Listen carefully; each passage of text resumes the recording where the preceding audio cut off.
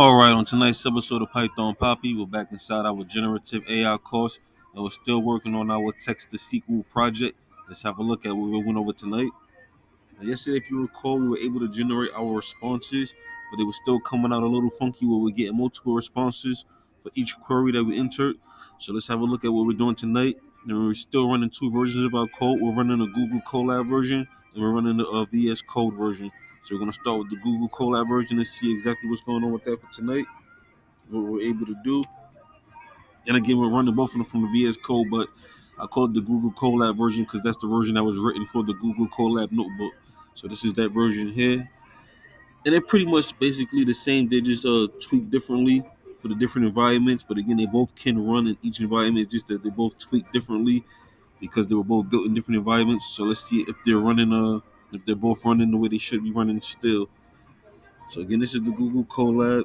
Of course, it's running a little bit slow because I am running the recording at the same time. But let's move forward.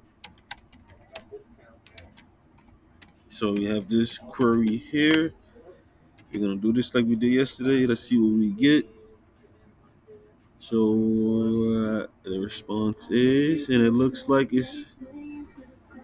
I don't know. Sometimes it takes a second time. So it's the same query. I'll just hit it again, and you can see here that we are bringing back just a single response, not a single response, but a single field out of our rows. So yesterday we were getting the name, the section, and the what was it? The name, the section, and the class. Now we're just getting the name, but we're still getting multiple rows. Let me see if I hit it again if we can narrow that down. No, we're still getting multiple rows in the Google Colab version. So we're gonna close that one out, and then we're gonna do the VS Code version. And I can see everything is running good with the Google Colab version. It's just bringing back multiple responses for a single query. So now we're going to run a VS Code version and see exactly where we are with that. Now we did pick back up with the instructor. He was able to get his version to work, but he took a totally different path than I took. Let me just show you exactly what's going on with that. Yeah, people from the chat were actually helping them along. Like I said, what I keep forgetting about this field is it is fairly new, so it is new to all of us as a whole. So it's not like one person knows it all and they can just do everything. It is still a learning field, and everyone is still learning together. So I got it right at the beginning, which is a good thing at the foundation. So it's like we're all moving together in the same direction. So I shouldn't get too frustrated when the instructor doesn't really know exactly what's going on at the moment. Like I said, it's a new field. It's a new field of study. So we're all moving along together forward at once. But with that being said, this is our VS Code version. We're going to run the same query and see exactly what we get with this one. Like I said, it's the same code. They just tweak differently for the different environments.